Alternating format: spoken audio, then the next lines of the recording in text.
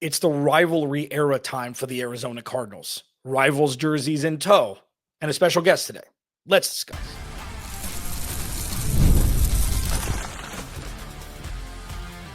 You are Locked On Cardinals, your daily Arizona Cardinals podcast. Part of the Locked On Podcast Network, your team every day. Alex Clancy here, 15 years in sports media, 9th season hosting this lovely dang podcast. Thanks for being a part of it. Everydayers, thanks for hanging out. If this is your first listen to Locked On Cardinals, thank you. Maybe make tomorrow your second listen. Excuse my big dumb face. We've got a fun show today. Rivals jerseys are out for the Arizona Cardinals week 4 matchup against the Seattle Seahawks, and they are chef's kiss sexy. It's amazing. They're great. And I'll discuss how they can be kind of like the personification of where the Cardinals are. And then in the second and third segments, Mina Kimes is going to join me. Full disclosure, I recorded this this interview a couple weeks ago. I was planning on doing a full guest week this week and taking a little vacation. I decided not to, but I do want to show you Mina Kimes because she is so great all over ESPN. And she's the best. So we talked about, just the offseason as a whole, where we are now with this team and what the future could look like in 2025. It is with my old setup. I was on vacation. I was visiting my dad in San Diego, so the audio quality is not going to be as good as this, but I didn't want to, hide this interview because she's fantastic. That's going to be the next 2 segments. First, though, I want to get into this rivalry era for the Arizona Cardinals, and I'll explain what I mean. Today's episode of Locked On Cardinals is brought to you by Prize Picks. Download the Prize Picks app today and use code LOCKEDONNFL to get $50 in lineups after you play your first $5 lineup. Okay, so for those that don't know, a select group of teams, I think it's 8, will take part in rivalry week. And, they'll have rival jerseys included. Google the Arizona Cardinals rival jerseys. It's like there's sand all over the jersey. They've got the Arizona State logo in the shape of the state of Arizona on it. The Cardinal on the helmet is different. Like, it is so nice. They are so clean. And I'm so excited to watch them in week 4 against Seattle. So when I say the Cardinals are in the rivalry era, let's go back a second. One of my adages that I use here, every day, you'll know this. If this is your first listen or second listen, you may not have heard it yet. There are 3 different categories that NFL teams are, 3 different buckets that every NFL team could be in. When opposing teams look at the schedule and opposing fans really look at the schedule of the upcoming season, some teams are a check mark. That means the team is an easy win. Some teams are a question mark, which means it's, more one-score game territory. And then an X means that's a loss for the opposing team. So for the Cardinals, they've been in opposing teams' checkmark bucket for 3 years now. Well, I guess 2 years. And then this past season, they moved more into the question mark. It's still kind of a check mark, but it's more of a question mark. It's like a green question mark. And then now the Cardinals are transitioning into that question mark /X, where it's like when opposing teams look at the schedule, they see the Cardinals like, nope, that's a loss. That's a loss. And this is all very general. It's very rudimentary, but I hope you understand what I mean. So when the Cardinals are in the rivalry era, sparked by this rival, jersey or uniform unveiling today, they're going to be competing a lot more in most games. They're the favorites early on in a bunch, but if the Cardinals win 12 plus games this year, nobody's going to be shocked. Nobody's going to be like, oh, Cinderella story. It may be on the higher variant side of happening. It may be on the lower percentage side of happening, but it's in a much higher percentage than them winning 6 or 7 games. And I think that's pretty obvious at this point from what we've seen concretely change with this organization. Sure, it comes down to Kyler Murray. Sure, it comes down to all that. My point is the Cardinals are going to be must-watch TV every week in their rivalry era, where they will build new rivals, be able to stand up to current ones, even though there aren't many. Like, they don't have many rivals aside from the NFC West. But loose definition of rivalry era is the Cardinals actually playing meaningful football every week with a chance to win every week, which is something that we haven't seen. We shouldn't have seen last year. They seem to be ahead of the curve a little bit, and then obviously things dissipated. This is the year where either it all comes together or it doesn't, and you got a new quarterback in 2026. So this is a fantastic timeline like moment to take before I get to Mina for the next two segments, where it's like, this is the microcosm. This is the personification of where the Cardinals are right now. That jersey. And I think, it's just fun to discuss. And sure, I mean, maybe it's a little reach for like, maybe it's a tangential, comparison, but it's close enough. It's close enough. This is where the Cardinals are. They're going to be there to compete.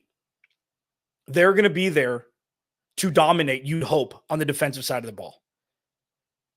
Like, I can't wait to see. My biggest thing this year, the offense is either going to work or it's not. We've seen it be flashy, which is great. My biggest thing this year is how many more possessions the Cardinals defense will give the offense through the entirety of this season, whether it be, through, forced turnovers, fourth down stops, things like that, to see how many more opportunities the Cardinals offense will get this year. Takeaways haven't been a big thing for this defense for the last couple seasons. So that'll be fascinating to me. But yeah, I just wanted to discuss that because I think it's fun. I think it's fun. So let's pivot to the pre-recorded interview I did with Mina Kimes. Again, the audio is a little, airy. It's not as crisp as what you're hearing now, but Mina's great. She's one of my favorite guests that I get to have on. And we talk about, everything from the offseason to the roster to Kyler Murray and everything in between. So I hope you enjoy. We'll talk about that after the break. Locked on Cardinals, your team every day. This episode of Locked on Cardinals is brought to you by our friends at Prize Picks. Re-up for another year. Super excited to have Prize Picks back, part of the family. It's a daily fantasy platform that lets you turn your football predictions into real rewards. Preseason is over, and college football is here. So whether you've got your eye on big name quarterbacks or breakout running backs, Prize Picks makes it easy to get in the game. For this weekend, Prize Picks is offering major max discounts. Number one, Avery Johnson max discount. Over 0.5 passing yards, max discount. Number two is Dak Prescott, 0.5 pass yards. Both little layups for you. The flex play option is a total game changer. Even when one of your picks misses, you still double your money, which is crazy. PrizePicks puts their members first, so all withdrawals are fast, safe, and secure. Download the PrizePicks app today and use code LOCKEDONNFL to get $50 in lineups after you play your first $5 lineup. That's code LOCKEDONNFL to get $50 in lineups after your first $5 play. Prize Picks, run your game. A quick little inlet here before jumping into my interview with Mina Kimes. We have an important request. Locked On wants to hear from you. We've put together a survey to learn more about our listeners and make your favorite podcast even better. And this is your chance to tell us what you like, what you don't, and answer questions about our advertising. Go to lockedonpodcast.com/survey to get started. Everyone who completes a survey will be entered for a chance to win one of 10 $100 Amazon gift cards. Again, that's lockedonpodcast.com/survey. You can also find the link in the show notes. Thanks for helping us out. And without further ado, this is my pre-recorded interview from a couple weeks ago with Mina Kimes. Hope you enjoy. Look at who it is. It's Mina Kimes again. What's up? Hi. Thank you for having me. Of course. All over ESPN, Mina Kimes show with Lenny. Do a great job everywhere. Let's just jump right in here, okay?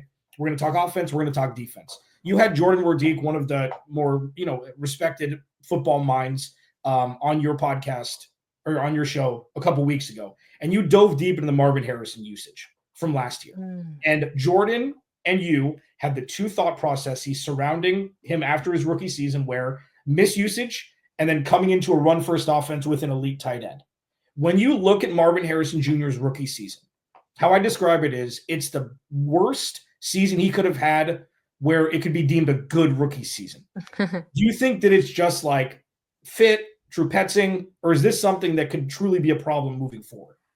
I think that there's some shared responsibility maybe for him not having like a superstar rookie season. And I think he also suffered from comparison, right? Because Malik Neighbors, Brian Thomas Jr., Ladd McConkey did have unusual, I mean, it's like an unusual year for rookie receivers. And for Marv, who was picked first overall, to be kind of less productive than those guys, you can't describe that as anything but disappointing, even if it wasn't obviously a bust rookie season. As far as like the responsibility goes, I think he is responsible for some of that. Watching him on tape, I thought there were moments where he could have fought harder for the ball here and there. I thought he didn't look as confident in some of his routes as he did in college. I think Kyler bears some responsibility. Some of the balls that went his way weren't great. But then I do think the scheme played a role in that. And that's what Jordan and I got into on the NFC West preview. If you're a Cardinals fan, go check that out. There's a long Cardinal section on my YouTube. It is an offense that runs through the tight end. There's opportunities for an X receiver, but it's not the focal point, particularly over the middle of the field. That makes sense. And if it's the 11th most efficient offense in football, as it was last year, you don't want to call it a failure by any means. But when you have a receiver of that caliber who has that kind of ceiling, it does feel like a little bit of a waste. So my argument was I felt that he had to be more integrated into the offense, even if the offense isn't quote unquote broke and doesn't need fixing. Yeah, no, that's right. And I would tend to agree. I mean, the discussion I have with Brian Thomas Jr. and Malik Neighbors, while they both looked electric, they were drafted to save that offense, save that wide receiver room. Marv wasn't. And I don't know if they just took best player available because he was there. I was a proponent of trading back and getting all of Minnesota's picks and, doing some sort of that route. But when you get a kid like this, it's like, it is what it is. My thing with him, he went from his senior year of high school to his freshman year of college last year, where it's like, oh, okay, so this is going to be a little bit more difficult than maybe what I expected. The dude's put on a whole bunch of weight. He's running routes, a little bit more efficiency during camp and stuff that we've seen. Is this potentially like okay, I'm a little bit embarrassed about what I did last year, and that's the baseline, and then he could just skyrocket to the moon in year two? Yeah, I think it's certainly on the table for him to take a big leap. And when you look at some of the language around him in camp, last night I had Julian Love, the Seahawks safety. We did a live show in Seattle, and he mentioned Marvin Harrison Jr. as being an impressive player, even though the Seahawks defense had their way with Arizona. So, the potential is there. I think, again, a lot of it does, though, rely on his connection with Kyler. And it's interesting, right? Because quarterback-receiver chemistry, it always matters. But I would say it matters more when you're used the way that Harrison Jr. was used, when so much of your route tree is go balls, corner fades, things like that. So, I think Kyler and him have to dial it in. So even Marv can improve, all he is capable of in the world. But if Kyler Murray can't deliver him the ball, it doesn't really matter. Yeah, no, that's right. I mean, it comes on Twitter. I mean, it is Kyler. We did see, just like a microcosm of Kyler Murray's career last year, was some oh my God moments from Marvin and him, like back of the end zone, his first touchdown ever against the Rams, and then the huge sweeping drag route to the front pylon against Miami for a touchdown. He looked at him on important third and fourth down to extend drives and stay in games, and then where the hell was it the rest of the time? So pivoting to Kyler. You've, been devout, maybe strong, but you have a proclivity to like watching Seattle Seahawks football. Let's say it that way. And you are now a month or whatever, 2 months removed from Geno Smith not being the quarterback there anymore. Yeah. My question is, when is above average good enough, and not searching for this, great white buffalo of something where it's like, look at how bad 30% of the quarterbacks are in this league. Like, please talk some sense into my people here who will not flip and listen to me. Most quarterbacks in the NFL are, well, not most, but there are very few quarterbacks that elevate the entire franchise. I mean, I actually think, there's probably like 6 or 7 you feel good about ranking, maybe 6, honestly. I wouldn't even see 7. When this is off season, we all do our quarterback rankings and whatnot. The way I view the NFL right now is there's a very clear top 4. And then you're looking at Justin Herbert. Is Jaden Daniels already there? Jalen Hurts is the endless debate. But I think after that top 6 or so, it's really wide open. Kyler Murray to me is firmly in that range of, I don't know, shall we say 8 to 14, right, guys? And it's no guarantee in the NFL that you can find one of those players. It's very rare to upgrade upon them. For every Jaden Daniels, there's a million players who aren't Jaden Daniels, right? So I think you have to consider, like, well, okay, what are we moving on to? Is do we really believe that it's going to get better? I mean, the rumor for a while was that Arizona was going to tank to get Caleb Williams. And then, Kyler came back from the injury and he played well. And look at Caleb. I mean, I believe in Caleb Williams, but he had one of the worst rookie seasons, statistically. Bears fans get mad because the total yards were not bad. But my point is, there's no guarantee that you're going to get better. You can do better. You can do work to improve the quarterback circumstances. And I think that's what Arizona has done. I think the question that they have to answer is, are the circumstances so improved that we feel like the quarterback is the problem? I think it's tricky with Kyler. I talked about this on my pod because he's so inconsistent. There are moments where he looks like a top 5 quarterback. There are moments where he looks like a bottom 10 quarterback. And it all nets out to like that 8 to 14 range. But I think if he doesn't show some improved consistency this year, I would understand Arizona maybe not moving on, but at least starting to think about the future. Yeah. I mean, the stat, I looked this up because I was curious. Starting quarterbacks under the age of 36, 2 of them have Super Bowl rings who are active right now. I mean, Jalen Hurts and Patrick Mahomes, and that's it. And you got Russ and Aaron Rodgers and Matthew Stafford. It's like, if this is the definition of wide open, I think you're right. And 2025 is about the floor. It's not about the ceiling, because we know the ceiling is. You just need to see more of the floor raised, more frequently than what we've seen. All right, we're going to pivot to the defense. Mina, I mean, I have a thought process. I want you to tell me if I'm right or wrong. We'll do that next. This episode of Locked On Cardinals is brought to you by Rougiette. Guys, you probably heard of Viagra, Cialis. Maybe you've even tried them, but if you're looking for something beyond the usual pill, it's time to meet Rougiette Ready. Rougiette Ready is a next-gen prescription treatment designed to amplify arousal in the brain and boost blood flow. Unlike the usual pills that can take hours, Rougiette's 3-in-1 formula dissolves under your tongue and kicks in fast. On average, in 15 minutes, and effects can last up to 36 hours, man, so you can stay confident and in control when the moment is right. Head to Rougiette.com/LockedOnNFL and use code LockedOnNFL to get 15% off today. That's Rougiette.com, Rougiette.com/LockedOnNFL, and use promo code LockedOnNFL for 15% off. Individual results may vary with prescription treatment. Compounded drugs are permitted to be prescribed under federal law, but are not FDA approved and do not undergo FDA safety, effectiveness, or manufacturing review. Please visit the Rougiette website for full safety information. Today's episode of Locked On Cardinals is also brought to you by FanDuel.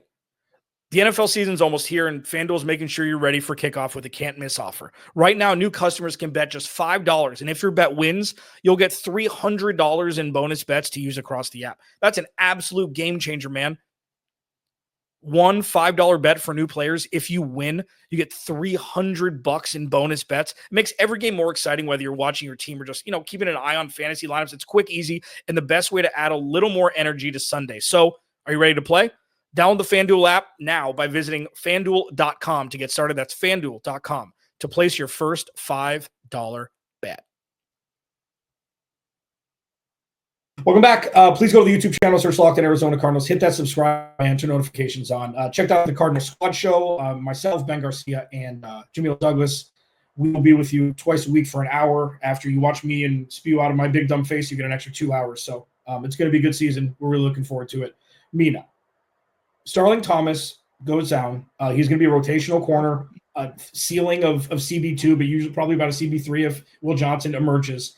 And while you don't want anybody to get injured ever, anybody, your team or your most hated rival, like, this has the potential to unlock some sort of demon lineup where you have Jalen Thompson, Budda Baker, and Adrian Taylor-Demerson on the field all at the same time, moving Garrett Williams outside and having Will Johnson, who could potentially be the steal of the draft, just in the secondary to go with this, uplifted pass rush. Like, does this defense have top 5 potential to you?